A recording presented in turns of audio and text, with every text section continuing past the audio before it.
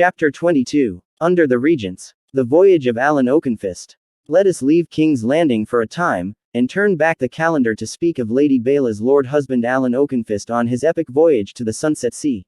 The trials and triumphs of the Valyrian fleet as it made its way around, the ass of Westeros, as Lord Alyn was wont to call it, could fill a mighty tome all by themselves. For those seeking the details of the voyage, Maester Bendemer's 6 Times to Sea, being an account of the great voyages of Alyn Oakenfist, remains the most complete and authoritative source, though the vulgar accounts of Lord Alyn's life called hard as oak and bastard-born are colorful and engrossing in their ways, albeit unreliable. The former was written by Sir Russell Stillman, who squired for his lordship as a youth and was later knighted by him before losing a leg during Oakenfist's 5th voyage, the latter by a woman known only as Rue, who may or may not have been a septa, and may or may not have become one of his lordship's paramours. We shall not echo their work here, save in the broadest strokes. Oakenfist displayed considerably more caution on his return to the Stepstones than he had on his previous visit. Wary of the ever-shifting alliances and studied treacheries of the free cities, he sent scouts ahead in the guise of fishing boats and merchantmen to discover what awaited him. They reported that the fighting on the islands had largely died away, with a resurgent Raclio Rindun holding Bloodstone and all the isles to the south, whilst Pentoshi sellswords in the hire of the Archon of Tyrosh controlled those rocks to the north and east. Many of the channels between the islands were closed by booms, or blocked by the hulks of ships sunk during Lord Alyn's attack. Such waterways as remained open were controlled by Rindun and his rogues. Lord Alyn was thus confronted with a simple choice: he must needs fight his way past Queen Raclio, as the Archon had named him, or treat with him. Little has been written in the common tongue about this strange and extraordinary adventurer, Raclio Rindun, but in the free cities his life has been the subject of 2 scholarly studies and uncounted numbers of songs, poems, and vulgar romances. In his native city, Tyrosh, his name remains anathema to men and women of good blood to this very day, whilst being revered by thieves, pirates, whores, drunkards, and their ilk. Surprisingly little is known of his youth, and much of what we believe we know is false or contradictory. He was 6.5 feet tall, supposedly, with one shoulder higher than another, giving him a stooped posture and a rolling gait.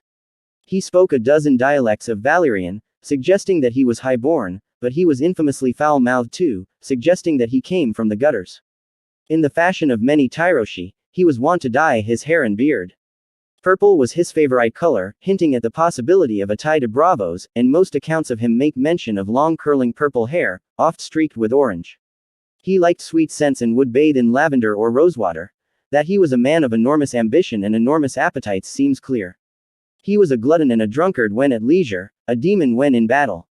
He could wield a sword with either hand, and sometimes fought with 2 at once. He honored the gods, all gods, everywhere. When battle threatened, he would throw the bones to choose which god to placate with a sacrifice.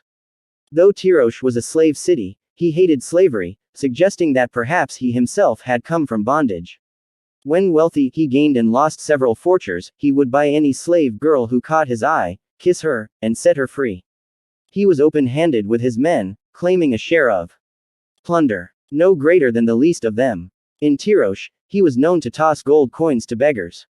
If a man admired something of his, be it a pair of boots, an emerald ring, or a wife, Raclio would press it on him as a gift.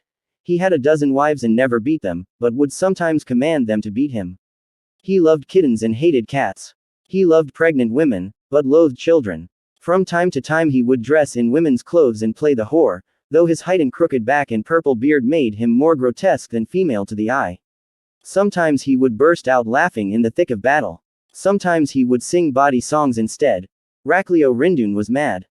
Yet his men loved him, fought for him, died for him. And for a few short years, they made him a king.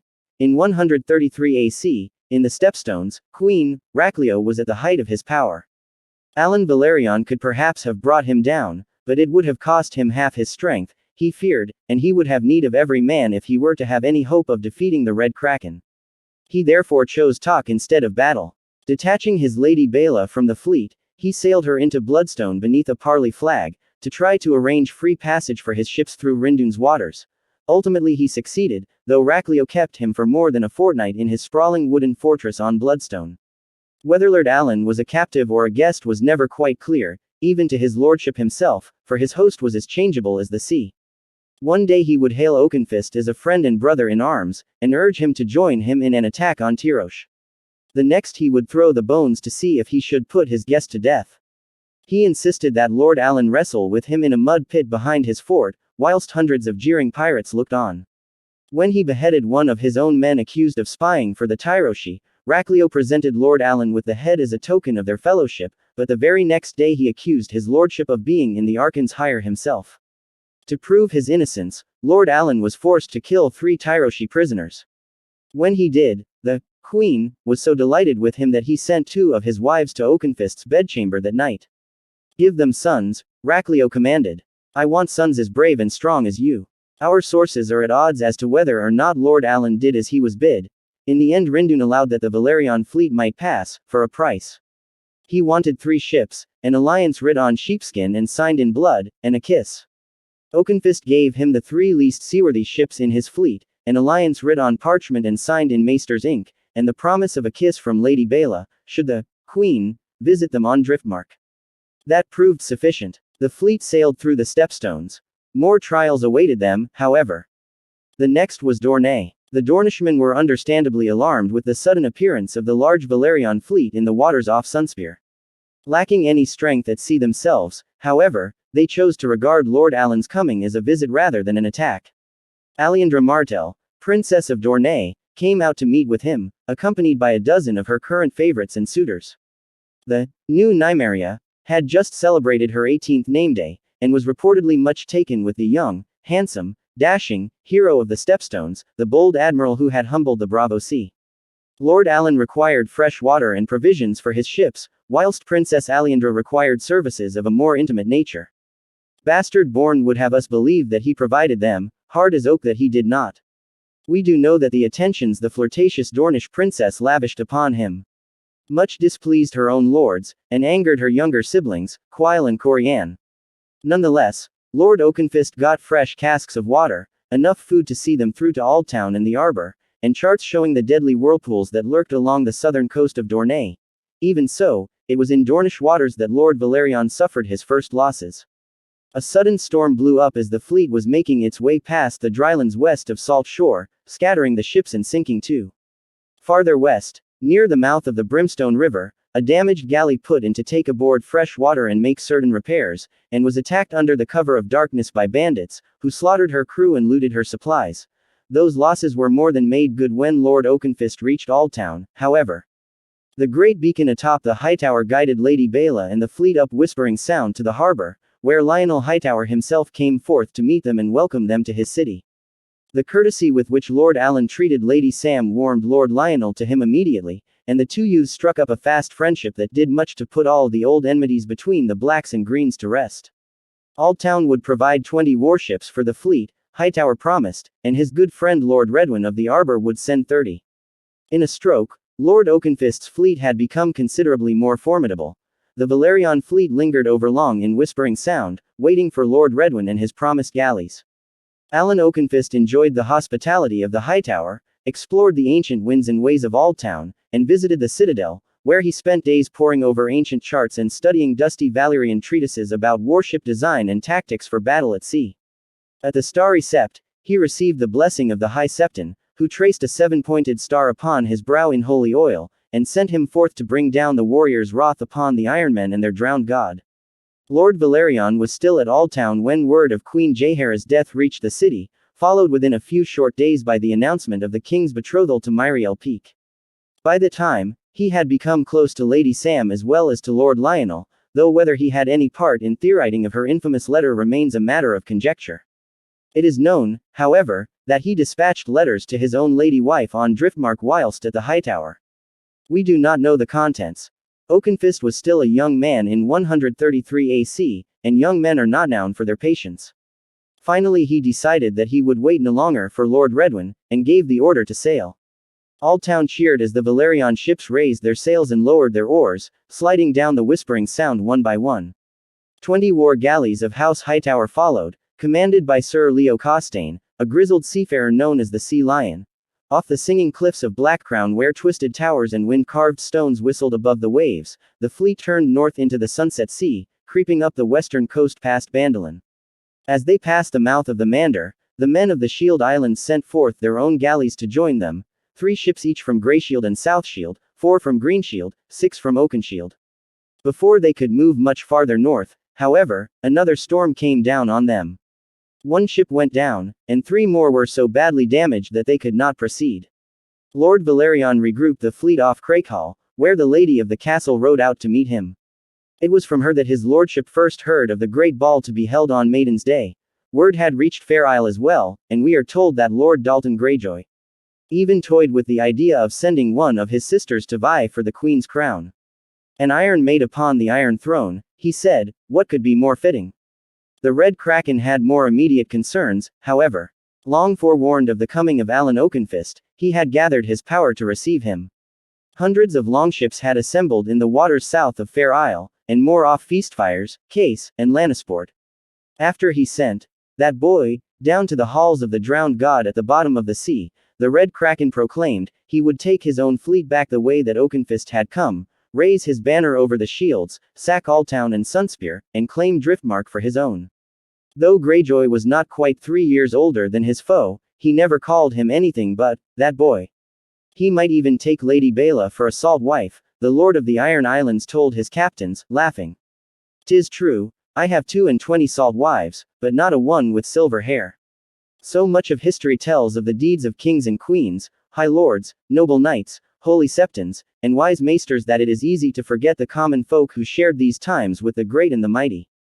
Yet from time to time some ordinary man or woman, blessed with neither birth nor wealth nor wit nor wisdom nor skill at arms, will somehow rise up and by some simple act or whispered word change the destiny of kingdoms. So it was on Fair Isle in that fateful year of 133 AC. Lord Dalton Greyjoy did indeed possess 22 salt wives. 4 were back on Pike, 2 of those had borne him children. The others were women of the West, taken during his conquests, amongst them 2 of the late Lord Farman's daughters, the widow of the Knight of Case, even a Lannister of Lannisport, not a Lannister of Castley Rock. The rest were girls of humbler birth, the daughters of simple fisherfolk, traders, or men at arms who had somehow caught his eye, oft as not after he had slain their fathers, brothers, husbands, or other male protectors. One bore the name of Tess. Her name is all we truly know of her. Was she 13 or 30? Pretty or plain? A widow or a virgin? Where did Lord Greyjoy find her, and how long had she been amongst his salt wives? Did she despise him for a reaver and a raper, or love him so fiercely she went mad with jealousy? We do not know. Accounts differ so markedly that Tess must remain forever a mystery in the annals of history. All that is known for a certainty is that on a rainy, windswept night at Faircastle, as the longships gathered below, Lord Dalton had his pleasure of her, and afterward, as he slept, Tess slipped his dagger from its sheath and opened his throat from ear to ear, then threw herself naked and bloody into the hungry sea below. And so perished the Red Kraken of Pike on the eve of his greatest battle, slain not by the sword of a foe, but by his own dagger, in the hand of one of his own wives. Nor did his conquests long survive him. As word of his death spread, the fleet he had assembled to meet Alyn Oakenfist began to dissolve, as captain after captain slipped away for home. Dalton Greyjoy had never taken a rock wife, so his only heirs were 2 young sons born of the salt wives he had left on Pike, 3 sisters, and several cousins, each more grasping and ambitious than the last. By law, the Seastone chair passed to the eldest of his salt sons, but the boy Torrin was not yet 6 and his mother, as a salt wife, could not hope to act as regent for him as a rock wife might have. A struggle for power was inevitable, a truth the Ironborn captains saw well as they raced back toward their isles. Meanwhile, the small folk of Fair Isle and such knights as still remained on the island rose up in red rebellion. The Ironmen who had lingered when their kinsmen fled were dragged from their beds and hacked to death or set upon on the docks, their ships swarmed over and set ablaze. In the space of 3 days, hundreds of reavers suffered ends as cruel, bloody, and sudden as those they had inflicted on their prey, until only Faircastle remained in the Ironborn hands. The garrison, composed in large part of the Red Kraken's close companions and brothers in battle, held out stubbornly under the sly Alistair Winch and the roaring giant Gunthor Goodbrother, until the latter slew the former in a quarrel over Lord Farman's daughter Lisa, one of the Salt Widows. And so it came to pass that when Alyn Valerion arrived at last to deliver the West from the Ironmen of the Isles, he found himself without a foe. Fair Isle was free, the longships had fled, the fighting was done. As the Lady Baela passed beneath the walls of Lannisport, the bells of the city pealed in welcome. Thousands rushed from the gates to line the shore, cheering. Lady Johanna herself emerged from Castle Rock to present Oakenfist with a seahorse wrought in gold and other tokens of Lannister esteem. Days of celebration followed. Lord Alyn was anxious to take on provisions and depart on his long voyage home, but the Westermen were loath to see him go. With their own fleet destroyed, they remained vulnerable should the Ironmen return under the Red Kraken's successor, whoever he might be. Lady Johanna even went so far as to propose an attack upon the Iron Islands themselves. She would provide as many swords and spears as might be required. Lord Valerion need only deliver them to the Isles. We should put every man of them to the sword, her ladyship declared, and sell their wives and children to the slavers of the East. Let the seagulls and the crabs claim those worthless rocks. Oakenfist would have none of it, but to please his hosts, he did agree that the Sea Lion, Leo Costane, would remain at Lannisport with a third of the fleet until such time as the Lannisters, the Farmans, and the other lords of the West could rebuild sufficient warships of their own to defend against any return of the Ironmen. Then he raised his sails once more and took the remainder of his fleet back out to sea, returning from whence he'd come. Of their voyage home, we need say little. Near the mouth of the Mander, the Redwyne fleet was finally sighted, hurrying north, but they turned about after breaking bread with Lord Valerion on the Lady Baela.